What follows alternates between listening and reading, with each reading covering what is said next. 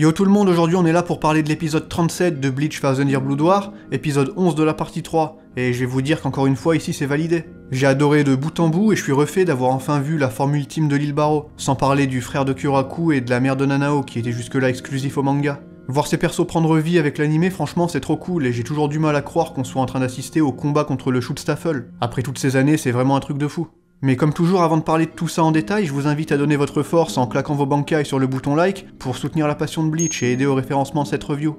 Et maintenant que c'est dit, on va commencer par parler du flashback, parce que c'était un des trucs qui m'intriguait le plus. Je me demandais comment ils allaient l'adapter dans l'animé, et je trouve qu'ils s'en sont sortis de manière magistrale, en commençant par la séquence pré-opening qui nous montre le frère de Kyoraku et la mère de Nanao, et bien évidemment les fameux pins qui sont présents en masse près de chez eux. Et je parle bien sûr des arbres, qui sont pas là au hasard car ils sont un symbole majeur du personnage de Kyoraku et permettent de comprendre d'où vient le nom complet de son bankai, Katen Kyokotsu Karamatsu Shinju. La dernière fois je vous disais que Shinju faisait référence au double suicide amoureux, et pour le coup Karamatsu c'est une référence au pain, puisque ça signifie en quelque sorte pain en dépérissement. On peut donc traduire le nom de son bankai par double suicide sous les pins dépéris, et ça vient, comme vous l'aurez compris, de ces arbres qui sont très symboliques pour Kyoraku, car ils lui rappellent en quelque sorte son fardeau, et le fait qu'il se sente coupable du sort de ses proches, qui nous est justement décrit pendant le flashback. Donc ouais, l'ouverture de l'épisode était très bonne, et globalement les passages flashback étaient super, même si en termes de rythme c'est un peu différent du manga, genre on voit pas tout dans le même ordre. Mais c'est absolument pas un problème de mon point de vue. Au contraire, pour l'animé c'était peut-être mieux de mettre en scène le flashback de cette façon, et pour moi ça a rendu le tout plus dynamique. Mais si jamais certains n'ont pas tout capté, ce qui est compréhensible si c'est la première fois que vous voyez tout ça, on va expliquer un peu le délire car il y a pas mal d'éléments à assimiler. Dans sa jeunesse, Kyoraku, qui rappelons-le est issu d'une famille noble, avait un grand frère. Ce frère était en couple avec la mère de Nanao, une prêtresse issue du clan Issei, et Kyoraku passait beaucoup de temps chez eux à l'époque. Sauf que le clan Issei est très spécial, parce que déjà il est seulement composé de femmes, mais en plus celles-ci ne peuvent pas développer leurs propres zanpakuto. À la place, les femmes de ce clan sont considérées comme les gardiennes d'un sabre sacré transmis de génération en génération, le Shinkanakyoken. Ce sabre sans lame est particulier puisqu'il sert surtout lors de rituels religieux et n'est pas fait pour combattre, mais il possède tout de même une faculté spéciale, celle de réfléchir les attaques divines. Du coup, le clan Issei ne se mélange pas vraiment aux autres et quand une femme trouve un mari, celui-ci doit prendre le nom de Issei, contrairement à ce qui se fait habituellement. Le problème, c'est que tous les hommes qui épousent une femme de ce clan finissent par mourir, y compris le frère de Kyoraku qui n'échappera pas à ce destin funeste, et qui remettra au futur capitaine son bien le plus précieux avant de mourir, la fameuse épingle à cheveux qu'il partage avec sa femme. Cette malédiction est généralement vue comme une superstition cependant, et beaucoup d'hommes prennent ça à la légère, mais d'après la mère de Nanao, c'est le Shinkanakyoken qui en est la cause. Et comme cette dernière avait renié son clan pour épouser le frère de Shunsui et rejoindre sa famille, à la mort de celui-ci, elle a dû retourner chez elle. C'est comme ça que ça se passe chez les nobles de Soul Society. C'est après ces événements qu'elle a choisi de remettre le Shinkanakyoken à Kyoraku, en le suppliant de le cacher pour que la malédiction du clan Issei prenne fin. Et ça c'est clairement un des moments les plus importants dans la vie du capitaine commandant. Malheureusement, après avoir enduré la perte de son frère et après s'être vu confier de lourds fardeaux, il apprend la mort de la mère de Nanao qui a été exécutée sous prétexte qu'elle a égaré le sabre sacré de son clan. Parce qu'évidemment elle a pas dit qu'elle l'avait donné à Kyoraku, puisque le but c'était d'effacer l'existence de ce sabre aux yeux du monde. Mais en faisant ça, elle savait pertinemment ce qui allait lui arriver. C'est donc une histoire tragique qui, une fois qu'on la connaît, permet de mieux comprendre l'attitude de Kyoraku, ses pouvoirs et aussi son côté un peu dépressif, surtout quand on prend en compte les thèmes explorés à travers son bankai. En effet, il se considère fautif dans l'histoire, et en plus d'avoir reçu des fardeaux pour lesquels il juge ne pas avoir les épaules, il s'en veut aussi pour le sort de la femme de son frère qui ne méritait absolument pas de mourir. Et en ce qui concerne le Shinkanakyoken, comme vous l'avez vu, il a été en mesure de le cacher grâce à Ohana, qui a carrément créé un second sabre dans le but de dissimuler son existence. Ce qui nous montre encore une fois que les relations entre un Shinigami et son Zanpakuto peuvent vraiment aller très loin, et sont souvent la parfaite réflexion de l'âme des dieux de la mort. Là-dessus par contre je vais pas détailler car j'en ai parlé récemment dans une vidéo sur les Zanpakuto doubles que je vous conseille d'aller voir si vous voulez tout savoir à ce sujet. Mais en tout cas avec ce combat contre l'île Barreau, c'est enfin l'occasion pour Shunsui de se libérer du poids que représente ce sabre. Et pour parler de Nanao, évidemment elle est pas au courant de toute l'histoire, mais elle sait tout de même que sa mère a remis quelque chose de très précieux à un homme, et elle comprendra petit à petit que cet homme c'est Kyoraku, en voyant son kimono et surtout les épingles à cheveux qu'il porte, qui appartenaient au couple défunt.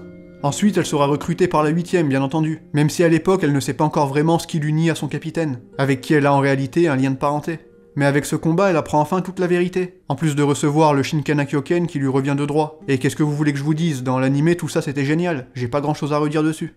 Du coup on va pouvoir parler de l'île Barreau qui sera sûrement le point le plus sujet à débat, à la fois pour son design mais aussi ses agissements qui selon certains n'ont pas de sens, mais on y reviendra. Moi déjà comme j'ai dit, je suis trop content de voir cette forme en animé. J'ai beaucoup aimé le délire de changement de voix d'ailleurs et c'est exactement comme ça que je l'imaginais parler sous cette forme, qui n'a plus rien à voir avec le Lille de base, ça faut bien le comprendre. Je suis aussi fan du design vraiment chelou qu'il a en faisant repousser sa tête. Je sais plus comment je l'avais appelé dans ma vidéo sur le perso, c'était un truc du genre poulet hibou girafe ésotérique divin je crois, et je pense que ça résume bien le truc. Genre il est à la fois ignoble et majestueux, et en plus d'avoir résisté au Bankai de Kyoraku, dans cette forme non seulement il reste intouchable, mais sa puissance de feu devient ridiculement abusée. Et si le capitaine pouvait pas se servir du Kage-Oni pour se cacher dans l'ombre, il aurait été foutu. La dernière chance réside donc en Nanao qui va devoir se servir du Shinkan-Kyoken pour la toute première fois. Et pour commencer, le passage où elle sort de l'ombre de l'île était trop stylé dans l'animé. Ensuite, sa peur et ses doutes face à cet ennemi de malade sont super bien mis en scène, et ça rend le moment où Kyoraku arrive pour la soutenir encore plus marquant. Pour moi, c'était facilement le meilleur moment de l'épisode, à la fois au niveau visuel, mais aussi au niveau de ce que ça représente pour les deux personnages. En remettant son sabre à Nanao, Kyoraku se défait d'un fardeau qui le hantait depuis des lustres, et cet acte montre sa confiance absolue envers sa vice-capitaine, qui cette fois passe au premier plan alors que lui se contente d'être là en soutien. Pour faire simple, les deux s'apportent mutuellement quelque chose. Pour Kyoraku, la présence de Nanao et le fait qu'elle accepte le Shinkan-Kyoken le soulage d'un poids énorme, et pour Nanao, le soutien apporté par son capitaine lui permet de se dépasser et de tenir bon pendant sa confrontation avec l'île. Mais pour parler un peu animation et visuel, pour commencer, le Shinkan-Kyoken était magnifique. Je trouve qu'il rend vraiment trop bien et le manga est clairement sublimé ici. Pareil pour la trompette de l'île Barreau, qui fait partie des meilleurs moments de l'épisode, genre vraiment je m'attendais pas à ce que cette attaque rende aussi bien. Le bruit qu'elle fait, franchement, ça m'a tué. Et encore une fois, en termes de visuel, tout ce qui touche à l'île Barreau, j'ai adoré. Surtout avec les effets de 3D vraiment lourds. Et si vous vous demandez pourquoi son attaque s'appelle trompette, ben c'est parce que c'est inspiré de l'archange Gabriel, qui est justement connu comme étant l'ange messager de Dieu, dont la trompette était annonciatrice de la fin des temps. Et comme l'île se voit justement comme un bras droit messager de Dieu, ça fait parfaitement sens. D'autant plus que le thème de la religion est omniprésent quand on parle du Vandenreich, et que le nom de son Vollständig signifie littéralement punition divine. Le problème c'est qu'il se sert de cette attaque alors qu'il sait que le sabre auquel il fait face peut réfléchir son pouvoir. Et en vrai pour moi Kubo-sensei avait pas besoin de faire en sorte que Nanao explique tout ça à l'île, car c'est un peu con et ça rappelle la défaite de Rose dans la partie 2. Si elle avait pas dit ça, le fait qu'il attaque sans trop réfléchir aurait pas posé problème. Surtout qu'il est certain de sa puissance et qu'il est intangible en temps normal. Du coup, Nanao aurait pu le mentionner après. Surtout que Kyoraku le dit déjà un peu avant quand il décrit le sabre, donc en vrai c'était même pas forcément nécessaire qu'elle en parle de mon point de vue.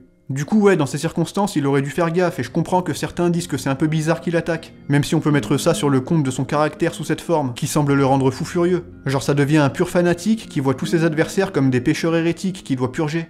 Puis peut-être qu'il pensait qu'en les vaporisant avec sa trompette, le pouvoir du sabre fonctionnerait pas. Mais bon, quoi qu'il en soit, il finit par se faire démolir par sa propre attaque qui lui est renvoyée à la gueule, et avec ça on peut dire que la victoire de la première division est scellée.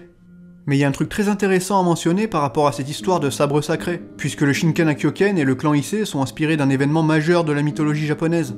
Pour commencer, le nom de Issei vient du sanctuaire d'Issei, qui est un des sanctuaires shinto les plus importants du Japon, connu pour abriter l'une des 3 reliques sacrées du pays. Cette relique a pour nom le Yata no Kagami, autrement dit le miroir des Huizata, et on dit qu'il a été utilisé dans le but de faire sortir la déesse Amaterasu de la grotte où elle s'était recluse, à cause de son frère Susanoo qui foutait la merde. Je vous passe les détails, mais pour faire simple, sans Amaterasu qui est la déesse du soleil, le monde s'était retrouvé plongé dans l'obscurité et il fallait absolument la faire sortir, ce qui a été possible grâce au Yata no Kagami. En voyant son reflet dans ce miroir sacré, la déesse s'est retrouvée comme pétrifiée l'espace d'un instant, subjuguée par sa beauté divine, ce qui a permis aux autres dieux de sceller la grotte où elle s'était enfermée et ramener la lumière sur le monde. Vous aurez donc compris que c'est ça qui a inspiré le Shinkan-Kyoken, dont le nom peut être traduit par épée aux 8 miroirs, et dont le pouvoir rappelle le moment où la déesse Amaterasu a contemplé son reflet dans le Yata no Kagami. Et quand on sait tout ça, c'est difficile de pas kiffer ce passage malgré l'attaque suicidaire de l'île Barreau qui peut paraître un peu forcée sous certains points de vue. Mais en tout cas en ce qui concerne l'animé, ce combat a été très bien géré et je suis absolument pas déçu du résultat. Vraiment cette partie 3 c'est une masterclass de malade. Et maintenant qu'on a parlé des points importants de cet épisode, va falloir se pencher un peu sur la suite. Car figurez-vous que cette histoire de 14 épisodes pour la partie 3 est confirmée.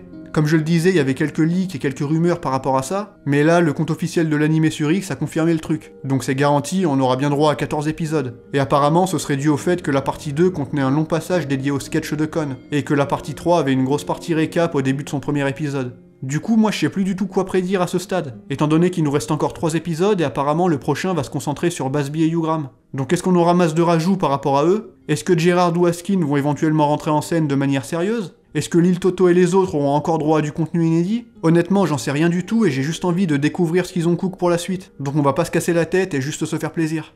Mais en attendant ces 3 derniers épisodes qui s'annoncent légendaires, moi c'est tout ce que j'avais en stock pour cet épisode incroyable, qui sublime le manga sur quasiment tous les points.